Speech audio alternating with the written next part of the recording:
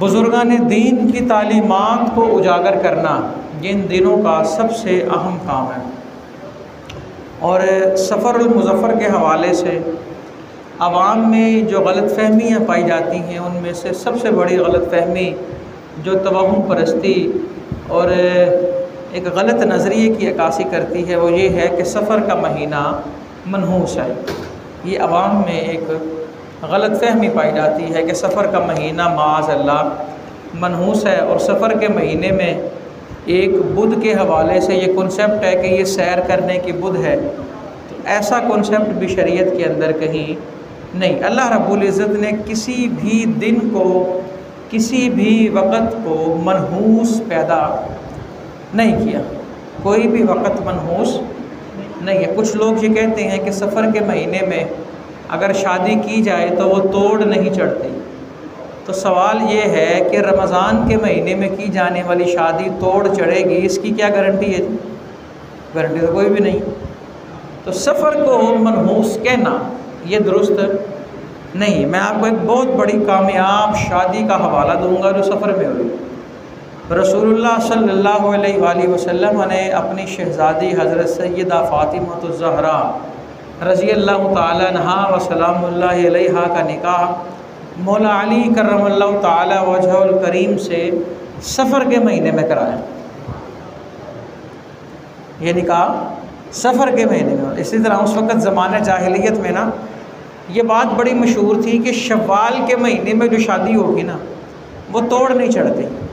तो अम्मा आयशा रज़ी अल्लाह ताला अन्हा के पास ये मसला आया, तो फरमाने लगी मेरी रसूलुल्लाह सल्लल्लाहु अलैहि वसल्लम से शादी शव्वाल के महीने में हुई थी और इससे कामयाब शादी किसकी है?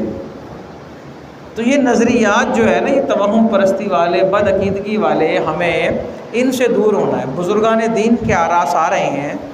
ये सारे बुज़ुर्गान दीन हमें यही तालीम दे के गए हैं कि इंसान का अकीदा अल्लाह की ज़ात पे बड़ा मजबूत होना चाहिए। तवक्कुल इल्लल्लाह, अल्लाह की ज़ात पर उसका भरोसा होना चाहिए और अपने मामलात इंसान अल्लाह के सपुर्द करे।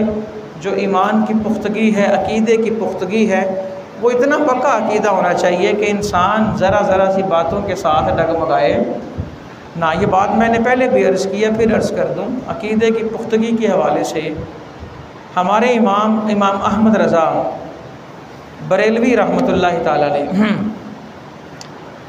आप घर में बैठे हैं तो गली में एक फ़कीर आया और वो सदा ये दे रहा है कि मुझे अल्लाह के नाम पे, या वो सदा दे रहा है मुझे इतने पैसे दो तो मैं तुम्हारी तकदीर बदल दूँगा, मैं तुम्हारी तकदीर पलट दूँगा।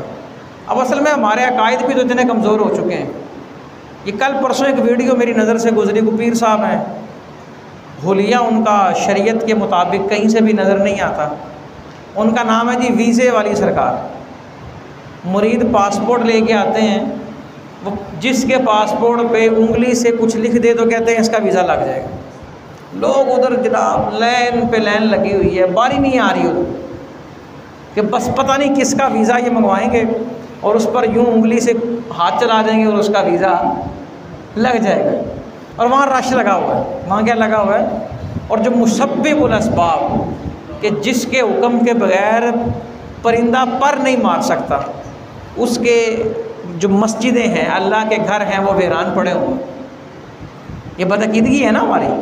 तो लिहाजा हमें बदअकीदगी का, बुज़ुर्गान दीन के आरास आएँ तो हम समझते हैं, ये हज़रत देखे ना, हज़रत दाता साहिब रहमतुल्लाहि ताला अलैह का उर्स, हम समझेंगे जनाब एक बड़ी चादर ले के, ढोल वाले बुला के, पैदल नंगे पाँव जाके, पाँव गलाजत से भर के हम उनसे मोहब्बत का हक़ अदा कर देंगे।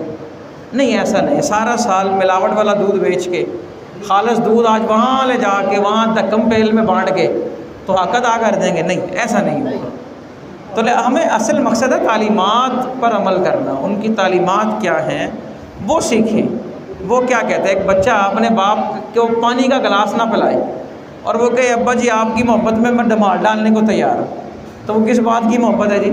वो ढोल वाले बुला ले, अब्बा जी सामने बैठे हों और वो कहे जी मैं नच के यार मनाना, और पानी का गिलास वो ना पिलाए। ढोल वालों को 10,000 रुपये दे दिया उसने, अब्बा जी को नया सूट नहीं लेके दिया उसने, अब इस तरह चादरें लेके जा रहे हैं इतनी इतनी महंगी, यार वो चादर किसी के सर पे रख दें, वो लिबास किसी गरीब को पहना दें, कम से कम उसका सवाब जो है वो जब तक वो पहनेगा, नमाज़ पढ़ेगा, उसका सवाब तो मिलता रहेगा ना, चलता रहेगा। अलखैर, आला हज़रत रहमतुल्लाहि ताला अलैहि के कानों में जब आवाज़ पड़ी ना कि एक फ़कीर कह रहा है मुझे पैसे दो, मैं तुम्हारी तकदीर पलट दूँगा, बदल दूँगा, आला हज़रत आगे बाहर। देखिए जी, ईमान का तकाज़ा है बुराई को रोकना ज़बान से, बल्कि उससे पहले दर्जा है हाथ से रोको, ताकत से, अमली कोशिश करो, फिर उसे ज़बान से बुरा कहो, फिर दिल में बुरा जानो। आला हज़रत अमली कोशिश करने के लिए बाहर आ गए। आपने उसे रोक लिया, फिर रुक गई इधर, सिर्फ ज़बानी कलामी उसको बुरा नहीं कहा भाई बात सुन इधर, तो भिखारी है, भीख मांग, लेकिन ये मत कह कि मैं तकदीर बदल दूँगा। कुरान कहता है यमहुल्लाहु मा यशाउ व युस्बित, अल्लाह मिटाता है और वही साबित रखता है जो वो चाहता है। तकदीर बदलना पलटना ये काम किसका है जी? अल्लाह का काम है। ठीक है ना, हम ईमान की सिफतें पढ़ते हैं, बच्चों को याद भी कराते हैं, आमनतु बिल्लाह व मलाइकती व कुतुबिही व रुसुली, चलते चलते आखिर में हम क्या, हर अच्छी और बुरी तकदीर पर हम ईमान लाते हैं। अच्छी और बुरी तकदीर का मतलब क्या कि जो तकदीर में लिखा गया है ना, वो किसने लिखा है जी? अल्लाह के हुक्म से लिखा गया, अल्लाह ने लिखा है, तो उसको बदलेगा कौन? अल्लाह। अल्लाह चाहेगा तो बदल जाएगा, अल्लाह चाहेगा तो वो तो तब्दील नहीं होगी। बात इतनी सी। आला हज़रत ने उसे समझाया, वो कहने लगा नहीं जी आपको नहीं पता मैं बड़ा पहुंचा हूँ। आपको कुछ लोग ना डर जाते हैं, वो कहते नहीं यार इनकी दुआ, इनकी हाय नहीं लेती, इसमें हाय वाली क्या बात है, हमने कौन सा उन पर जुल्म कर दिया। आला हज़रत ने फरमाया नहीं भाई, तू पहुंचा हुआ है या नहीं पहुंचा हुआ, तूने ये जुमला नहीं कहना। वो उसने ना खैर बहस शुरू हो गई अंदर से। आला हज़रत की वालदा कहने लगी बेटा फ़कीरों से ना उलझते रहिए। अर्ज़ किया अम्मा जान, पहली बात तो ये है कि वो फ़कीर और होते हैं, ये भिखारी है। ये कौन है जी? भिखारी। और दूसरी बात, मैं उलझ नहीं रहा, मैं इस्लाह कर रहा हूँ कि जो बंदा रसूलुल्लाह सल्लल्लाहु अलैहि वसल्लम के दीन की मुखालफत करेगा, अहमद रज़ा उसकी मुखालफत करेगा। अच्छा, इसी दौर ये गुफ्तगू चल रही है अभी, इतने से ना अंदर से आवाज़ आई धड़म। पूछा क्या हुआ? कहा जी आपका बेटा छत से गिर गया है। तो वो जो बाबा था ना वो तो हवाओं में उड़ने लगा। उसने कहा था ना तकदीर पलट दूंगा, तुमने मुझसे पंगा लिया, देखा ना तुम्हारा बेटा गिर गया। आला हज़रत का अकीदा देखिए क्या मजबूत अकीदा। अब फरमाने लगे वो गिरा है अल्लाह के हुक्म से, तेरे वजह से नहीं, वो किसके हुक्म से गिरा है? और अल्लाह ने अगर चाहा होगा उसे खराश भी नहीं आई होगी। अगर अल्लाह ने यही चाहा है कि बस वो गिरे और खराश, और अल्लाह ने अगर चाहा है उसे चोटें लगे तो चोटें आ गई होंगी। अभी आला हज़रत ने ये बात कही, बच्चा बाहर आया, कपड़े झाड़ रहा था और उसे खराश भी नहीं आई थी। ये अकीदे की मजबूती है। ये क्या है जी? ये क्या है जी? आला हज़रत एक दफ़ा कश्ती में सवार हैं, कश्ती में ना हचकोले आए, सारे लोग घबरा गए, कलमे पढ़ने लग गए, लो जी हम तक गए सी। आला हज़रत बड़े मुतमईन बैठे हैं, तो लोग आए, वो कहने लगे हज़रत जी डर नहीं लगता? फरमाने लगे किस बात का? कहा जी कश्ती डूबने वाली है। आला हज़रत ने ना बड़े मुतमईन होकर कहा भी ये कश्ती नहीं डूबेगी, ये कश्ती किसी को बात पर अव्वलन तो एतबार नहीं है, लेकिन आला हज़रत ने जितने मुतमईन होकर कहा ना, सबको एक उम्मीद बंध गई कि यार नेक आदमी है, हो सकता है अल्लाह इनकी ज़बान मुबारक करे। ले जी वो कश्ती नहीं डूबी, जिसके डूबने का यकीन हो चुका था वो कश्ती नहीं डूबी। जब किनारे लगी ना, लोग आ गए आला हज़रत के पास कि यार आप तो बड़े पहुँचे हुए हैं। आला हज़रत का देखे कमाल, वो कहते मैं नहीं पहुँचा हुआ। वो कहते जी आपके कहने पे नहीं डूबी। कहा नहीं, मेरे कहने से नहीं बची। कहा क्या मतलब? कहा इस कश्ती को रसूलुल्लाह सल्लल्लाहु अलैहि वसल्लम ने बचाया। वो कहने लगे कैसे? कहा हुजूर ने बताया है कि ये दुआ पढ़ लोगे तो खैर व आफियत के साथ पहुँचोगे। मेरे नबी का फरमान गलत हो ही नहीं सकता, और मैंने वो दुआ पढ़ी हुई थी। वो कहते नहीं मेरा इसमें कमाल नहीं है, कमाल तो इसमें उनका है। अब देखें ना, इंसान कुछ भी हो जाए, कोई आदमी आपके सामने हवा में उड़ के भी दिखा देना, अगर वो शरीयत की मुखालफत करता है तो वो सिर्फ करतब हो सकता है, वो जादूगरी हो सकती है, वो करामत अब हज़रत दाता साहिब रहमतुल्लाहि ताला अलैह लाहौर में इसी वजह से तो मशहूर हुए, आपने करतब का खात्मा किया। एक बंदा उड़ता था ना हवा में और वो कहता था दूध नहीं दोगे तो थनों से खून निकलेगा, और वो जादू करता था, दूध लाल हो जाता था। लेकिन देखिए ना, हज़रत दाता अली हजवेरी रहमतुल्लाहि ताला अलैह ने उस नज़रिए की मुखालफत की, कहा नहीं, शरीयत पर अमल करें, दूध खून भी नहीं होगा बल्कि पहले से भी ज़्यादा बढ़ जाएगा। हमारा अकीदा मजबूत होना चाहिए। क्या मजबूत होना चाहिए रे? अकीदा। क्या मजबूत होना चाहिए रे? अकीदा। अब देखें ना, हम बहुत सारे बुज़ुर्गान दीन से निस्बत रखें, अकीदत रखें, उनके उर्स खुद मनाएं, महफ़िलें हम कराएं, महाना महफ़िलों पे, 11वीं शरीफ की महफ़िलों पे इसाले सवाब बुज़ुर्गों को करें, लेकिन उनकी तालीमात को आम ना करें तो ये सरासर ज़्यादती है, उसके अलावा कुछ नहीं है। तो लिहाजा तालीमात पर अमल करना बड़ा ज़रूरी है। अब एक आदमी अगर मिसाल के तौर पे कहे जी मैं हर साल वहाँ जाके मनोमन दूध बांटता हूँ, चादर लेके जाता हूँ, उससे एक सवाल मैं पूछूंगा और वो अपने आप से ये सवाल पूछे कि हज़रत दाता साहिब ने कशफुल माजूब लिखी है, तुमने कितनी दफ़ा पढ़ी? सवाल है ना, कितनी दफ़ा उसका मुताला किए, पता लगे उनके मलफूज़ात, उनकी थ्योरी, उनकी नज़रियात क्या थी। असल किताब तो फ़ारसी में है, लेकिन इसके ट्रांसलेशन मिल जाती हैं, हर ज़बान में तर्जमा इसका दस्तयाब है, मिल जाता है। तो उसका जवाब होगा नहीं। तो जब तक तालीमात पर अमल नहीं होगा ना, तब तक मामलात हल। ये हमारी तरफ से ज़्यादती है कि अपने सिर्फ एक दूध याद रखा हुआ है और तालीमात याद नहीं रखी। हमें तालीमात याद करनी चाहिए। अल्लाह अकबर। हज़रत सैयदना अली बिन उस्मान हजवेरी रहमतुल्लाहि ताला अलैह, चूँकि ये हज़रत इमाम हसन की औलाद से हैं और ग़ालिबन 9 वास्ते हैं इनके और मौला अली करमल्लाहु ताला वजहुल करीम के दरमियान, और ये 980 बरस हो जाएंगे उनके विसाल को। कितने साल जी? 980 साल उनके विसाल को हो जाएंगे, 980 साल। लेकिन उनका ज़िक्र हर साल पहले से ज़्यादा बुलंद हो रहा है। उसकी वजह क्या है? उन्होंने अपनी ज़िंदगी अल्लाह अल्लाह करते बसर की है और अल्लाह का ज़िक्र करते बसर की। इनके समाने और इनकी ज़िंदगी पर रोशनी बाद में डालेंगे। पहले मैं कुछ बातें इनके मलफूज़ात और इनकी थ्योरी अर्ज़ करूँगा। अब देखें, हज़रत मुजद्दिद अल-अफ़सानी रहमतुल्लाहि ताला अलैह ने लाहौर को बर्रे सग़ीर पाको हिंद के तमाम शहरों का कुतुब करार दिया। क्या मतलब इसका? मतलब इसका ये, हज़रत मुजद्दिद अल-अफ़सानी रहमतुल्लाहि ताला अलैह फरमाते हैं कि बर्रे सग़ीर के अंदर जितने शहर हैं ना, उन तमाम शहरों को लाहौर की वजह से फैज़ मिलता है और बरकत पहुँचती है। और ये बरकत का सबब यकीनन हज़रत मुजद्दिद पाक रहमतुल्लाहि ताला अलैह के फ़रमान का माना हज़रत दाता अली हजवेरी रहमतुल्लाहि ताला अलैह का मज़ार है।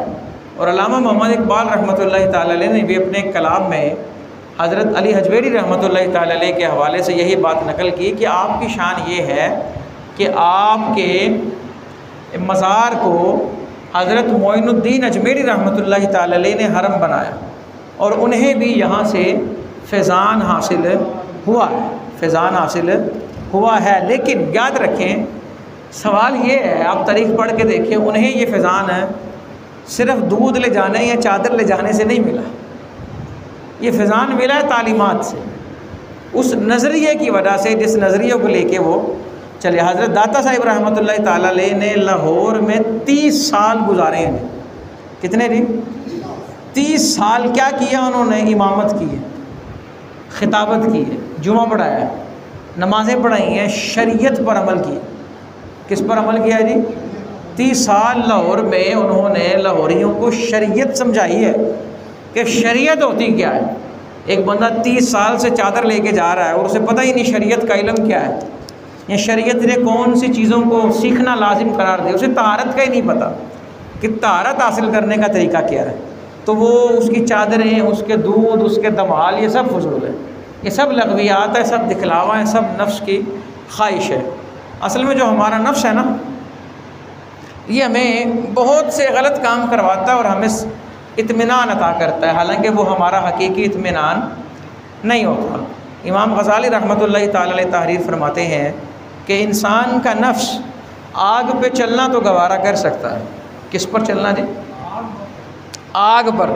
हम देखते हैं ना, लोग तो आग पे नमाज़ें पढ़ लेते हैं, आग पे नमाज़ें पढ़ लेते हैं, बंदा कहना वाह भाई वाह बड़ी गाल है, अल्लाह अकबर। और कुरान की मुखालफत हो रही है। कुरान कहता है ला तुल्क़ू बिअयदीकुम इला तहलुका, कि अपने आप को हलाकत में न डालो। ख़ुद सोज़ी करना जायज़ नहीं, ख़ुदकुशी करना जायज़ नहीं, अपने आप को तकलीफ़ देना जायज़ कुरान की मुखालिफ है। बंदा आग पे चलना तो गवारा करता है, लेकिन इल्म पर अमल गवारा नहीं करता। ये इमाम गज़ाली लिखते हैं इंसान का नफ्स वो राज़ी हो जाएगा इस बात पर कि आग पे चले, करतब करके दिखाए। मुंह में पेट्रोल डाल के लोग आग नहीं निकाल देते, हालांकि ये इंतहाई जानलेवा काम है, लेकिन नफ्स कहता कोई गाल नहीं। और मस्जिद में जाने से तो जान भी नहीं जाती, लेकिन बंदा नहीं आता।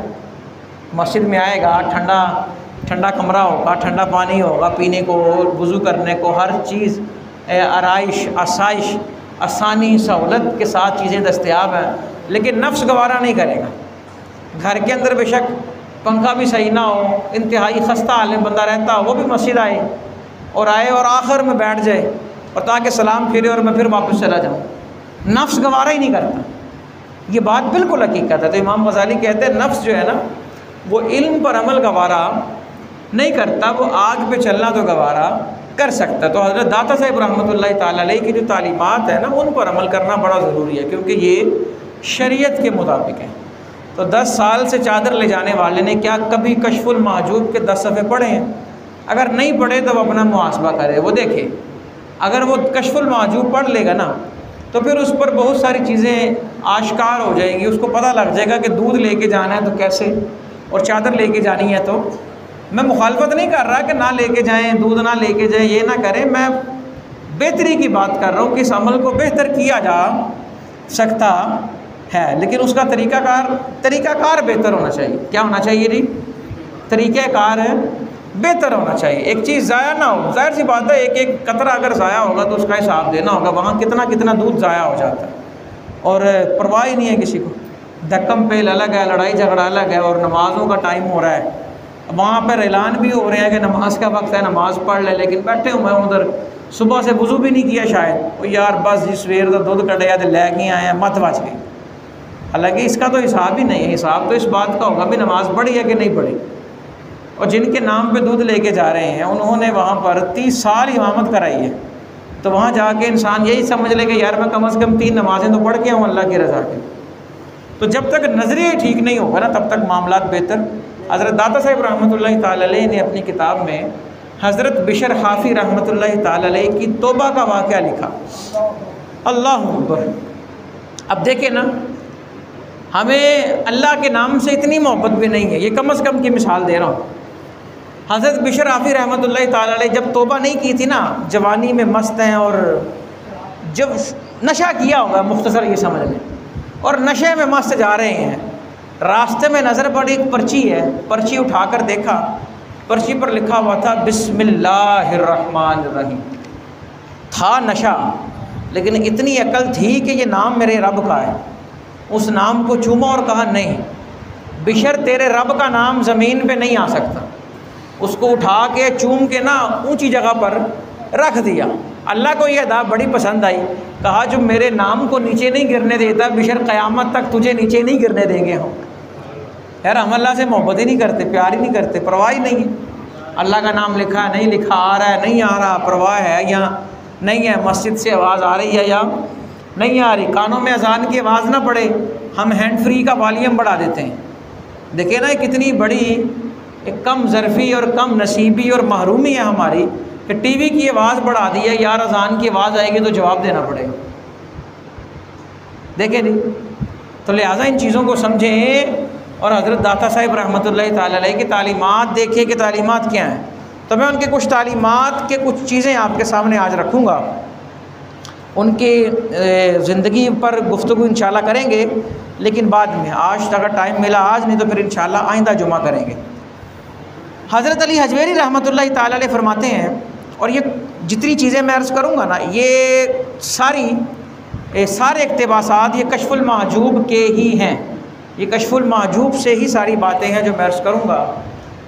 अब फरमाते हैं इंसान को तमाम उलूम का जानना ज़रूरी नहीं, हर बंदा हर चीज़ सीख ले ये ज़रूरी और मुमकिन भी नहीं है। हर आदमी हर चीज़ सीख भी नहीं सकता, हर आदमी हर काम, कुछ लोग होते हैं जो मल्टी टैलेंटेड होते हैं, अल्लाह ने उन्हें ये सलाहियत अता की होती है कि बहुत से काम वो कर सकें, लेकिन हर आदमी हर काम नहीं कर सकता। हाँ, हर आदमी के लिए जो ज़रूरी है वो क्या है, ये पहली बात मैं आपके सामने जो रख रहा हूँ, और ये किताब के आगाज़ में ही को 10-11 सफ़े नंबर पे आपको मिल जाएगी।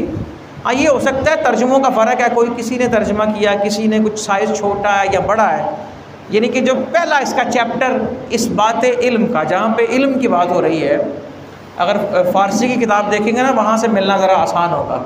वहाँ ये बात लिखी है कि इंसान पर लाजिम ये है कि वो उतना इल्म सीख ले शरीयत ने जितना उसके लिए लाजमी करार दिया, जिसको फ़र्ज़ उलूम भी कहा जाता है, जिसके अंदर तहारत का मसला सबसे पहले तहारत का मसला, सबसे पहले तहारत का मसला, ज़ाहिरी तहारत, क्योंकि इसके बग़ैर ना नमाज है ना कुरान, कुछ भी नहीं है ना। तहारत नहीं होगी तो इंसान क्या कर सकता, कुछ भी नहीं कर सकता। नमाज फिर फ़र्ज़ है, फिर इस तरह ज़कात अगर फ़र्ज़ है जिस पे, हज जिस पे फ़र्ज़ है, या इतना कुरान सीखना जितना नमाज में पढ़ा जाता है, ये फ़र्ज़ चीज़ें हैं। फिर इसी तरह कुछ चीज़ें हैं जो हमारी माशरे के साथ रिलेट करती हैं, हमसाए, उनके साथ हमारा मेल जोल कैसा होना चाहिए। सहाबा किराम रिज़वानुल्लाहि अलैहिम अजमईन फरमाते हैं कि हुज़ूर अलैहिस्सलातु वस्सलाम ने हमसायों के इतने हक़ बयान किए, इतने हक़ बयान किए कि हमें लगता ये था अभी जिब्रील आएंगे और कह देंगे कि इनका तो वरासत में भी हिस्सा है, कि इनका तो वरासत में भी हिस्सा है। अब देखें ना, इतने हुकूक हैं और हमें परवाह ही नहीं। कुछ रो रहा है तो रोता रहे, सोया तो सोता रहे, को मर गया तो मरा रहे, हमें क्या, को भूखा तो भूखा रहे। हम तो आज इस दौर में जी रहे हैं ना, आपको याद होगा जितने बड़ी उम्र के हजरात बैठे हैं, या वो 30-40 साल के करीब भी अगर अफराद बैठे हैं, अगर वो सारे अपने बचपन में चले जाएँ, तो एक मोहल्ले के अंदर अगर कहीं खुशी गमी होती थी तो लोग अपनी बैठकें देते थे सबको, खुद आकर पूछते थे चारपाइयाँ कितनी चाहिए, गद्दों की ज़रूरत है, सराहने चाहिए। लोगों ने एक्स्ट्रा रखे होते थे पेटियों में कि मेहमान आएंगे तो ये चीज़ें सारे हम देंगे। कोई भी आदमी खुशी गमी पे बाहर से, बाज़ार से किराए पर सामान तो बहुत कम मंगवाते थे, इस्तेमाल करते थे। इसी तरह अगर कोई घर को बंद करके नानी की तरफ गया, दादी की तरफ गया, कहीं गाँव गया, तो सारी चाबियाँ साथ वालों को दे गया, और वो क्या कह गया है कि जनाब साढ़े घर का ख्याल रखा जाए, कुछ शायद चाहिए हुई तो जाके ले लिया जाए। क्या घर में सोना नहीं होता था? होता था, पैसे नहीं थे, हालांकि कोई सिक्योरिटी कैमरा, लेकिन एतबार था, एतमाद था। वो समझते थे कि यार हमसायों के मामला, लेकिन अब असल में दौर इतनी तेज़ी से बढ़ रहा है, इतनी तरक्की हो रही है कि हम वो कहते हैं ना, जिस तरह ये लफ्ज़ कहा जाता है, शायद कुछ लोग इसे ना समझ सके, मादियत का दौर है, मादा परस्त। तो ये मफाद परस्त, अपना नफ़ा देखना, गरज देखना। तो शरीयत ने ये चीज़ें सिखाई हैं हमें, तो हम जब तक इन चीज़ों को नहीं सीखेंगे, हम तालीमात पर अमल। अब मेरा हमसाया बेचारा कई दिन से भूखा, मुझे पता है यार बच्चे यतीम हो गए हैं, इनका कमाने वाला कोई नहीं, किराया पता नहीं कैसे दिया होगा कि नहीं, मुझे पता है कि मेरे बिल इतने आए हैं, लाखों में बिल आ रहे हैं, तो इसका भी बिल आया होगा इतना, इसका तो मैं तो फिर कमाता हूँ, इनके यहाँ तो कमाने वाला कोई नहीं है। वो बेचारा इस हाल में हो और मैं कहूँ जनाब मैं 100 मन 2 थे दरबार वंड के आया। बात फिर यहीं आकर घूमेगी ना कि काबा किस मुँह से जाओगे गालिब, शर्म तुमको मगर नहीं आती। तालीमात देखिए ना, उनकी तालीमात है क्या कहती हैं, अल्लाह अकबर। अच्छा जी, आप फिर फरमाते हैं इसी जगह पे, इसी के साथ ही जहाँ ये फरमाया कि शरीयत का उतना इल्म लाजमी है सीखना जितना शरीयत ने लाजमी करार। क्या मतलब, जो चीज़ें मुझ पर फ़र्ज़ है ना, उनकी तालीम हासिल करना भी मुझ पर क्या है जी। मैं दुनिया में तो ये कह देता हूँ यार मैनू दसिया ही नहीं किसी ने, मैनू मसीतां ते जांदे इन्ना अरसा हो गया, सानू समझाया ही नहीं किसी ने। ये अशर में ये उज़र नहीं चलेगा भी मैंने फ़िज़िक्स सीखी है, केमिस्ट्री सीखी है, मैथ सीखी है, वो किसने सिखाई है, और मैंने जाकर ही सीखी है ना, और लाखों रुपए दे के सीखी है, और ढूंढा भी इदारा मैंने ही है। इडारा भी मैंने ढूंढा है और फीसें भी मैंने दी हैं।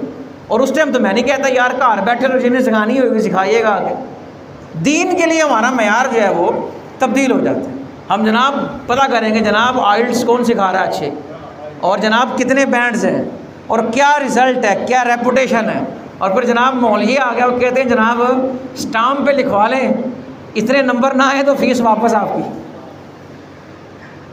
वहाँ इतने रुपये खर्च करके भी, लेकिन दीनी तालीमात अगर कोई मुफ्त भी दे रहा हो तो हमें कदर ही नहीं है उसकी। इसलिए दीन की तालीम भी मुफ्त नहीं सीखनी चाहिए, ना सिखानी चाहिए। मेरा ये अपना ज़ाती नज़रिया ये है, कोई इससे इख्तलाफ करना चाहे तो कर सकता है, कोई इख्तलाफ करना चाहे तो उसे इस बात का हक़ हासिल है, लेकिन जो हकीकत है वो ये, क्योंकि जो चीज़ मुफ्त हो ना उसकी कदर नहीं होती, बिल्कुल कदर नहीं होती उसकी, कतई उसकी कदर।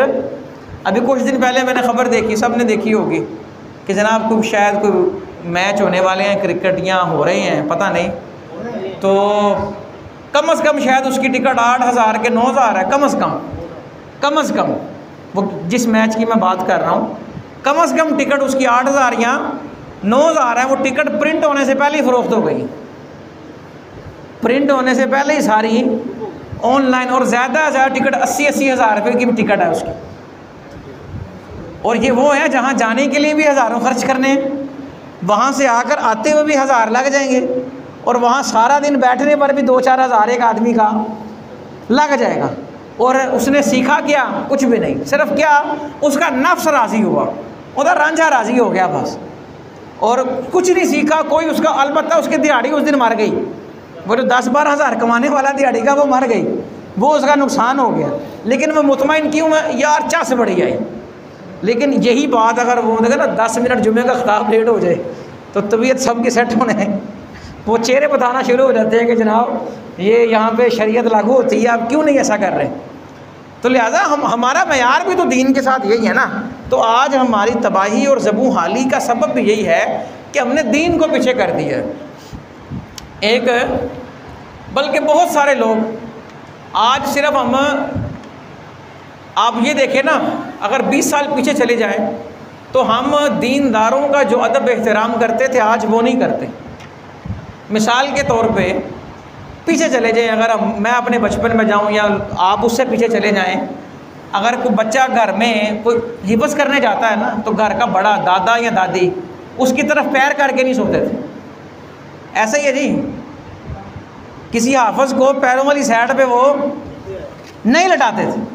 एक आम जो बेचारा अभी बच्चा अभी नाजरा पड़ रहा है जिसने हिफ्ज़ करना है अभी, उसका ये अदब और एहतराम था, और आज वो अदब और वो एहतराम नहीं मेरा। घरों में मुझे अच्छी तरह याद है, अगर कोई फ़िल्म देख रहा होता, कोई टीवी देख रहा होता, तो उस घर का बच्चा या कोई भाई उनका आ जाता है, वो टीवी बंद कर देते, नहीं यार आप साहब आए इन्होंने नहीं दिखाना था कि नहीं ऐसा बोले जी। और आज देखें, आओ आप सब मदरसे पढ़ आए हो, आओ टिकटा लाइया 3D सिनेमा दियाँ चलिए, तो फिर अदब भी तो नहीं रहा ना हाफिज़ साहब का, क्योंकि हाफिज़ साहब कुरान से दूर हो गए। आज हम अपना अगर मुवाजना खुद करें कि एक अरसा पहले हमारी दीन से जो मोहब्बत थी, अगर हम दीन नहीं पढ़ते थे, नहीं पढ़ाते थे, अमल नहीं करते थे, तो दीन पढ़ने पढ़ाने वालों का हम बड़ा एहतराम करते थे। शहरों के अंदर ये सिलसिला मफकूद हो रहा है, गाँव देहातों में अभी भी ये चीज़ बाकी है। यहाँ वो लोग जो गाँव देहातों के रहने वाले हैं, उनसे ताल्लुक़ रखते हैं, आज भी उनके यहाँ अदब व एहतराम है। लेकिन सवाल ये है कब तक? सिर्फ तब तक ही ना जब तक वो बुज़ुर्ग हैं। कितना अरसा अल्लाह ताला सबको ज़िंदगी दे, लेकिन फिर भी जाना है ना 5, 10 साल, 15 साल, उसके बाद ये सिलसिला फिर ख़त्म हो जाएगा, ये सिलसिला सारा ख़त्म हो जाएगा। लेकिन अब देखिए ना, अब सवाल ये, आज हमें इस मुआशरे में ये तंजीम तो मौजूद है कि जनाब फ़लाने सांप की नस्ल ख़त्म हो रही है, उसको बचाया जाए। फ़लाने एक कीड़ा है उसकी नस्ल ख़त्म हो रही है, उसको बचाया जाए। तो इस बारे में तंजीम साजी क्यों नहीं की जा रही कि दीन से मोहब्बत ख़त्म की जा रही है, इसको उजागर किया जाए। आज देखें ना, तंजीमें हैं ना इस तरह की, फ़लाने जानवर का शिकार ममनू हो गया, जनाब नस्ल ख़त्म हो रही है। फ़लाँ चीज़ पे एक तंजीम बन गई, इदारे बन गए, लाखों करोड़ों अरबों रुपए खर्च किए जा रहे हैं कि जनाब इनकी नस्ल को बाकी रखा जाए। तो यार दीनदारों की बका के लिए क्या किया जा रहा है? तो हज़रत दाता साहिब रहमतुल्लाह ताला अलैह की तालीमात का दूसरा हिस्सा, दूसरी चीज़ जो मैं आपके सामने रखने लगा हूँ, ये आप फरमाते हैं कि जो आदमी इल्म सीखे, उसके लिए लाजमी है वो ये नीयत करे कि इल्म मैं अमल करने के लिए सीख रहा हूँ। जो आदमी हदीस का भी मफहूम है, इल्म इसलिए सीखे ताकि मैं जो जाहिल हैं उन पर रोब चढ़ाऊँ, या जो पढ़े लिखे हैं उनसे फटा लूँ, उनसे लड़ाई करूँ, उनसे बहस मुबासा करूँ। फरमाया उसका इल्म ही उसके मुंह पे मार दिया जाए और उससे उसके इल्म का फ़ायदा नहीं होगा। इल्म किस लिए सीखना है? अमल करने के लिए। क्या करने के लिए? अमल करने के लिए। बहुत से बुज़ुर्गों का ये तरीक़ा था, जब वो कहीं फैज़ हासिल करने या सीखने जाते तो वो कहते, एक चीज़ अगर सिखाई जाती ना तो वो अर्ज़ करते, उस्ताद जी दूसरी तब सीखूँगा जब इस पर अमल करना शुरू कर दूँ। और हज़रत इमाम जाफ़र सादिक रहमतुल्लाहि ताला अलैहि व रज़ी अल्लाह ताला अन्हु से ही मनक़ूल है गालिबन कि अगर मुझे 10 साल सीखने को मिले तो मैं 8 साल अदब सीखूँगा और 2 साल इल्म सीखूँगा, क्योंकि अदब मुझे सिखाएगा कि इल्म को मैंने कहाँ कहाँ कैसे कैसे इस्तेमाल करना है।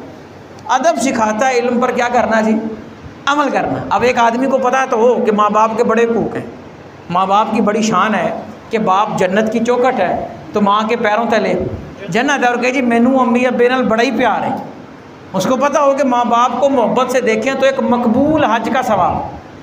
आप अब हज की फ़ीस 12 लाख रुपए, ये जो सिर्फ गवर्नमेंट ने लेने ही लेने हैं, फिर शॉपिंग अलग है, आना जाना अलग है, फिर उतने दिन जो दिहाड़ी नहीं लगी वो अलग है, घर में जो खर्चा इजाफी दी है वो अलग है। 20 लाख का हज, और पता नहीं अल्लाह कबूल करे कि ना करे।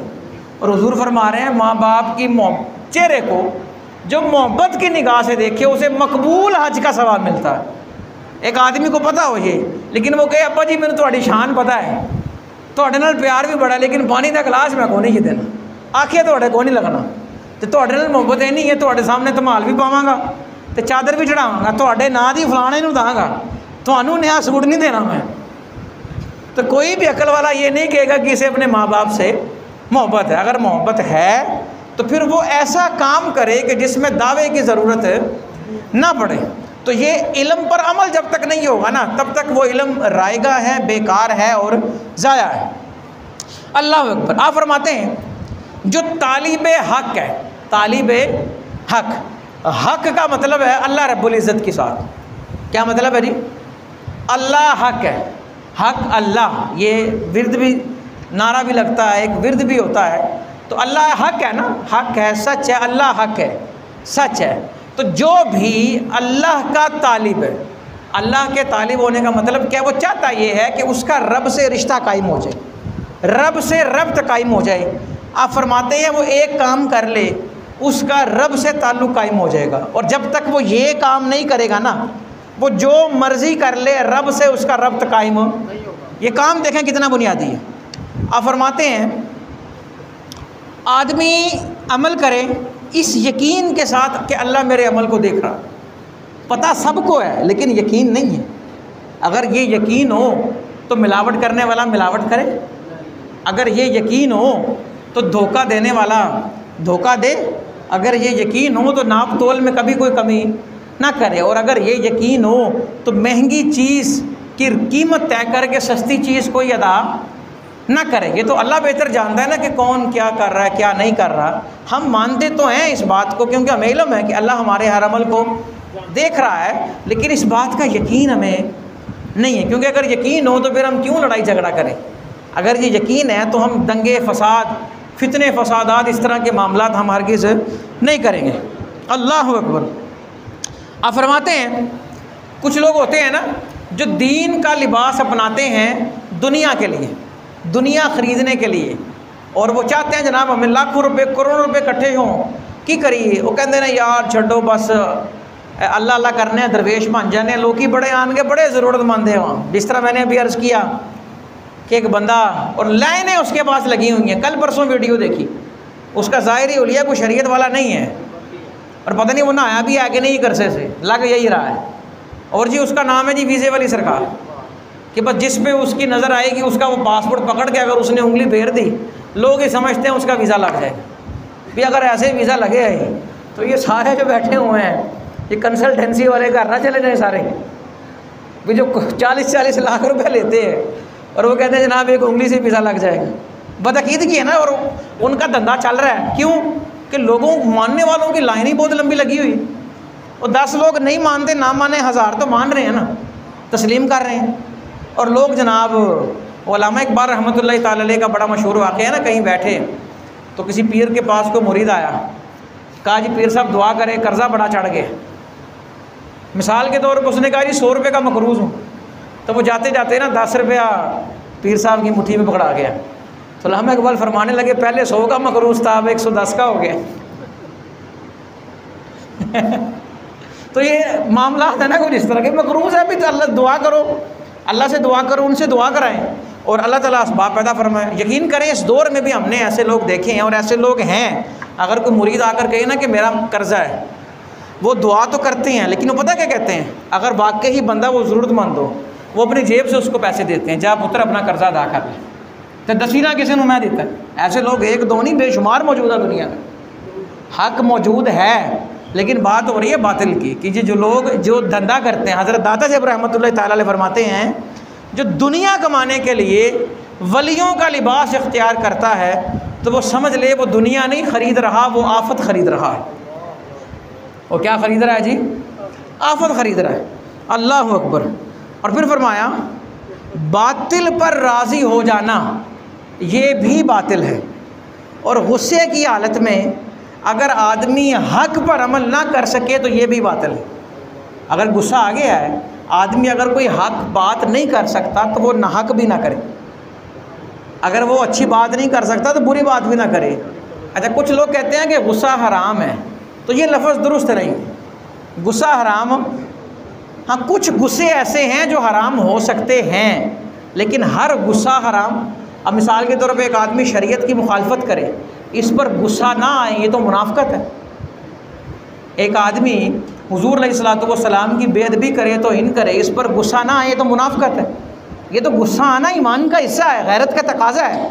हाँ, लेकिन जो शैतानी गुस्से हैं, जो बेजा गुस्से हैं, जो खामखा लड़ाई झगड़े आराम वाले, फितने फसाद वाले, वो हो सकता है उनके नताइज जो हैं वो हराम तक ले जाएं, लेकिन हर गुस्से को हराम हो।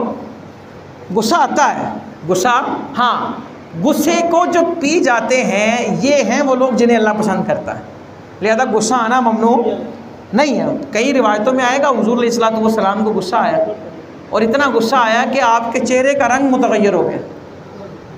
तो हुज़ूर अलैहिस्सलाम तो मासूम है ना, अगर ये कोई बुरी चीज़ हो या है वो, तो ये आप इससे बरी हो। तो कहने का मकसद ये है कि हर गुस्सा जो है वो बुरा, डिपेंड ये करता है कि गुस्सा किसको आ किस बात पर रहा है। गुस्सा, अब मैं मिसाल के तौर पे अगर बैठा हूँ तो मेरे साथ वाले के साथ कोई जुल्म और ज़्यादती करे तो मुझे जालिम पर गुस्सा आना चाहिए, ये मेरी हैरत का तकाज़ा है। अगर मुझे नहीं आ रहा तो इसका मतलब ये है कि ये बेहयाई है जो मुझे मजबूर कर रही है कि जनाब बस चुप करके रहे, तेनू तो कुछ नहीं कह रहे ना। आज लोग बाहर आके पूछते हैं, पता हाल पूछेंगे, लेकिन तब जब काफ़िला लुट चुका होगा। लुटते काफ़िले को बचाने की हिम्मत कोई नहीं करता। लुटते काफ़िले को बचाना बड़ा मुश्किल काम है ना, उसकी हिम्मत कोई, सारे कहेंगे छड़ यार छड़, तू हमें चलना, छड़ दे पीछे हो जा। कोई अब मिसाल के तौर पे कोई माड़ा आदमी बेचारा, एक मिसाल दे रहा हूँ, गरीब आदमी बिल अदा नहीं कर सका, उसका मीटर काटने आ गए, तो मोहल्लेदार नहीं आएगा कोई कि यार ना काटो। कितना दो लोगों का यार इस दौर में 1500 1800 बिल पे मीटर काट रहे हैं। इस दौर में 1500 की क्या औकात है जी? 1500 भी कोई बिल है, इससे ज़्यादा तो पानी का बिल आ जाता। और हम साया इतना नहीं कर सकता यार फड़ 1500 मेरे को मीटर ना काटो दस। बाद में सारे को यार क्यों है, अच्छा मैं फ़ोन करके पूछना हूँ। इस दौर की अक्कासी करते हुए किसी ने एक तस्वीर बनाई, एक शख्स समंदर में डूब रहा है ठंडे पानी में, और उस एक साथी बाहर खड़ा हुआ, वो हाथ दे के उसको निकाल नहीं रहा, वो गर्म पानी उस ठंडे पानी में डाल रहा है, तो वो कह रहे हैं पानी कोसा कोसा हो जाएगा ना, तेन ठंड घट लगेगी। ये यानी कि इस तरह मदद भी कर रहे हैं, लेकिन इस अंदाज में कर रहे हैं। यार जो बेचारा ऐन मुश्किल में खड़ा है, कोई बात नहीं मैं जा रहा हूँ, कहीं लेट हो जाऊँगा, लेकिन अगर कोई रास्ते में बाइक को घसीटता हुआ जा रहा है और मुझे पता है कि ये रोड वो है कि जहाँ पर 3 4 5 किलोमीटर तक पेट्रोल पंप ही कोई नहीं है, उसको मैं थोड़ा सा पेट्रोल दे दूँगा तो मेरा कोई नुकसान है? हाँ, फ़ायदा ही होगा। अगर उसकी बाइक पंचर हो गई है तो उसकी मदद कर दूँ, मुआवनत कर दूँ, जहाँ तक मैं हो सके मैं कोई उसकी, हाँ लेकिन अपने एहतियाती तदबीर अपनाएं। ये ना हो कि वो बेचारे जिनको हम बेचारा समझ रहे हैं वो कोई लुटेरे हों। आजकल लुटेरे भी तो इस तरह के आते हैं ना मांगने वाले, और लूट के चले जाते हैं। वो चीज़ें अपनी जगह करें, एहतियात सारी रखें, लेकिन हम एक दूसरे के लिए अपने अंदर एहसास पैदा करें और जज्बा पैदा करें।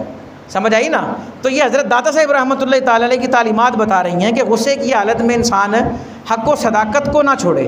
और कामिल मोमिन वो है जो कभी भी बातिल को पसंद नहीं करता।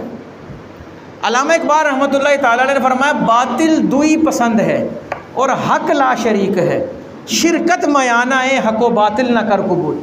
कि जो बंदा मोमिन है ना वो हक़ के साथ होगा, वो कभी बातिल के साथ वो ये नहीं कह सकता जनाब तो भी इस्लाम है तो भी इस्लाम नहीं। इंसान का फ़ैसला यही होगा कि वो किसके साथ है जी, हक़ के साथ। किसके साथ है जी वो इंसान, हक़। अगर मैं ये कहूँ अपने हमसाये को आके यार तेरा मीटर काट दिया, तेरे साथ जुल्म हुआ, तो सवाल ये है कि मैं खिड़की से देख रहा था कटता हुआ मीटर, तो मैं क्यों नहीं उसके साथ खड़ा हुआ। उसके अगर चंद हज़ार का भी मसला था तो यार मैं दे देता।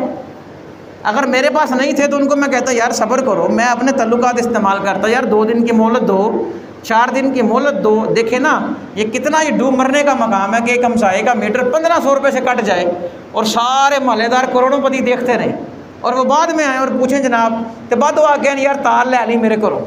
कौन देता है तार बाद में जी, कोई नहीं देता।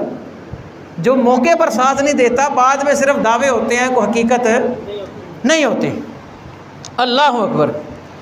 अब हज़रत दाता साहिब रहमतुल्लाह ताला अलैह की ही बात, पहले मैंने इमाम गज़ाली की, ये कश्फुल माजूब की बात। आप फरमाते हैं आग पर कदम रखना तो इंसान को गवारा है, लेकिन इल्म पर अमल करना गवारा नहीं है। ये भी कश्फुल माजूब में लिखा हुआ। इल्म पर अमल करना ये बड़ा मुश्किल काम होता है, बड़ा मुश्किल काम होता है इल्म पर अमल करना। अल्लाह अकबर। और आप फरमाते हैं जिसे अल्लाह पसंद करता है ना उसे लोग पसंद नहीं करते। ये एक दर्जा ऐसा आता है। हाँ, बाद में एक मकाम ये भी आता है कि अल्लाह की नज़र में जो महबूब है वो लोगों की नज़र में भी महबूब हो जाता है। ये लेकिन उससे पहले एक दर्जा ऐसा आता है कि जिसे अल्लाह पसंद करे लोग उसे पसंद नहीं करते, लोग उसे पसंद नहीं करते। अल्लाह अकबर। और एक और बात फरमाया जिसे अपना आप पसंद आ गया उसे अल्लाह पसंद नहीं आ सकता। जिसे अपना वजूद पसंद आ गया वो अपने वजूद के मालिक को पसंद नहीं कर सकता। क्यों? क्योंकि उसकी नज़र अपने वजूद पे आ जाए। वो इसमें से बाहर निकलेगा तो रब तक पहुँचेगा ना। वो कहेगा जनाब कभी इसको मैं यूँ कर लूँ, कभी फ़लाँ जगह चला जाऊँ, कभी पैर की बात मानेगा गुनाह वाले रास्ते पर चल पड़ेगा, कभी हाथ की बात मानेगा और वो किसी पर नाहक उठ पड़ेगा, कभी ज़बान को नाजायज़ इस्तेमाल करेगा। वो तो सारी ज़िंदगी यूँ अपनी बसर कर देगा और वो हक़ की तरफ तो कभी भी चल नहीं सकेगा। हक़ की तरफ चलना ये है ना, तो फिर इंसान जो उसके पास चीज़ें हैं ना वो उन्हें अपनी ज़िंदगी की आखिरी मंजिल ना बनाए।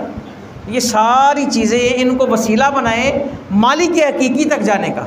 और मालिक हकीकी कौन है? अल्लाह। यकीन करें वो लोग जिनके हाथ भी नहीं है, पाँव भी नहीं, आँखें भी नहीं हैं और जिस्म पर कोड है वो अल्लाह तक पहुँचे हुए हैं। और जिन आदमियों को अल्लाह ने रोज़ दिन में 3 वक्त बदलने के कपड़े दिए हैं, अरबों रुपए खर्च करने के लिए दिए हैं, वो जानते ही नहीं कि अल्लाह कौन है, पहचानते ही नहीं, उनको पता ही नहीं है, मानते हैं सिर्फ, लेकिन आगे उनको कुछ नहीं पता कि मारिफत इलाही क्या है, रब को पहचानना क्या है, रब ने पैदा हमें किस लिए किया है। उन्हें इसमें से किसी चीज़ का इल्म नहीं होगा।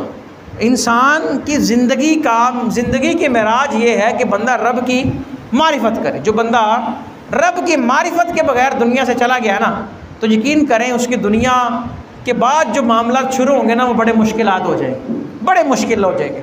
और जो उसने रब की पहचान के साथ अपना ख़ात्मा किया, जो बंदा दुनिया से गया, हज़रत उमर रज़ी अल्लाह तआला अन्हु, उमर इब्ने ख़त्ताब कि जिनके साए से शैतान भाग जाए, जिनके साए से क्या हो जी, हम में से कोई भी शैतान प्रूफ नहीं है।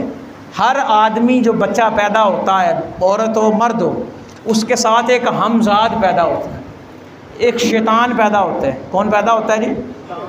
हर बच्चे के साथ। और वो उसे मुसलसल बुराइयों पे उभारता है।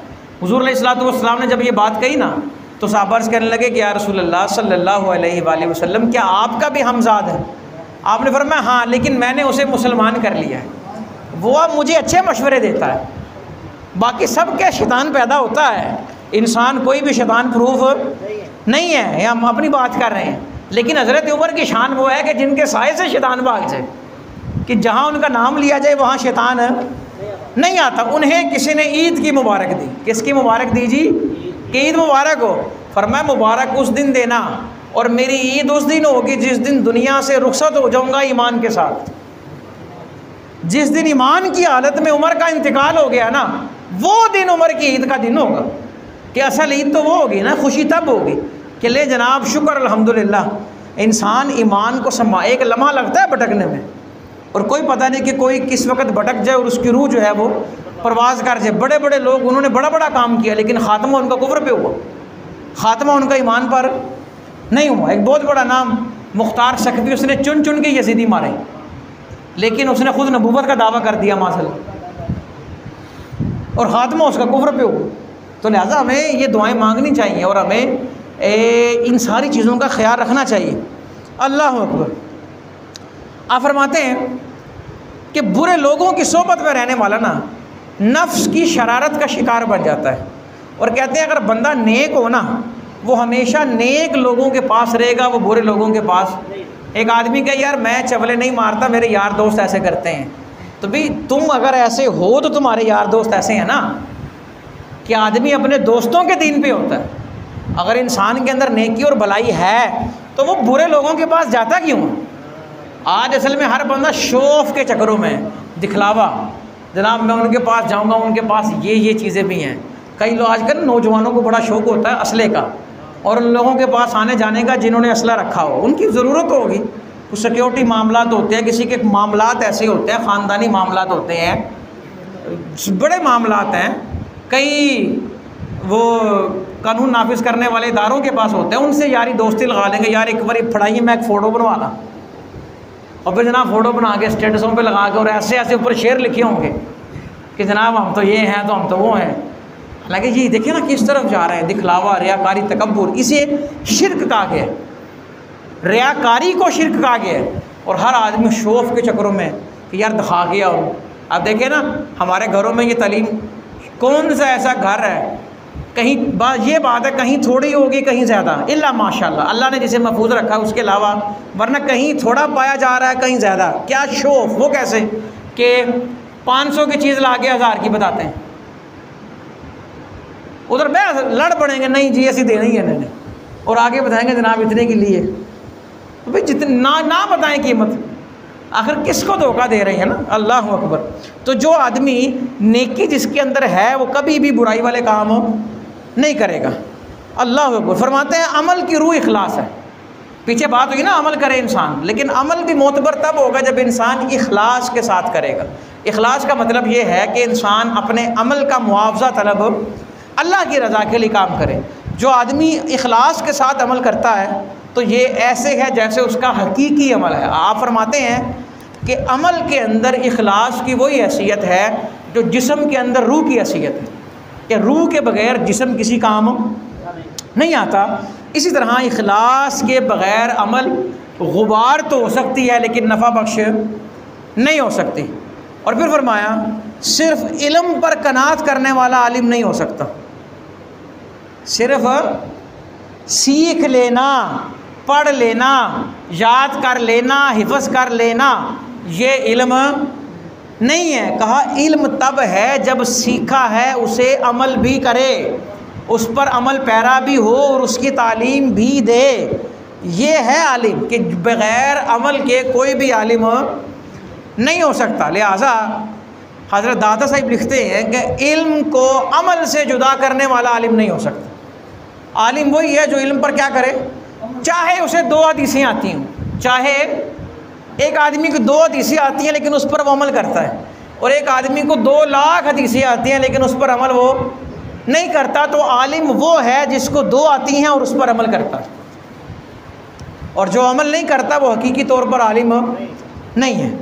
और फिर फरमाया कि ज़िंदगी यूँ बसर करें कि आपको मखलूक से कोई तकलीफ़ ना पहुँचे, और आपको मखलूक से भी, मखलूक को आपसे और आपको मखलूक से तकलीफ़। अब ये बात तो समझ आती है कि मुझसे किसी को तकलीफ़ ना हो। अब ये बात कि कोई मुझे तकलीफ़ ना दे, लोग तो दाव लगा जाते हैं। इसका मतलब ये है कि अगर कोई तकलीफ़ दे आपको, कोई धोखा दे गया, तो दोबारा उस पर एतमाद नहीं करना, क्योंकि एक हदीस का मफ़हूम है ना कि मोमिन एक सुराख से 2 मरतबा डसा नहीं जा सकता। जो एक सुराख से 2 मरतबा डसा गया उसका ईमान कमज़ोर है। उसे अपने ईमान को क्या करना चाहिए, मजबूत करना चाहिए। कुछ चीज़ें मैंने हज़रत दाता साहब की तालीमात के हवाले से रखी, इंशाअल्लाह आइंदा आपके सवाने पर गुफ्तगू करेंगे। वाखिर दावा या अल्हम्दुलिल्लाहि रब्बिल आलमीन।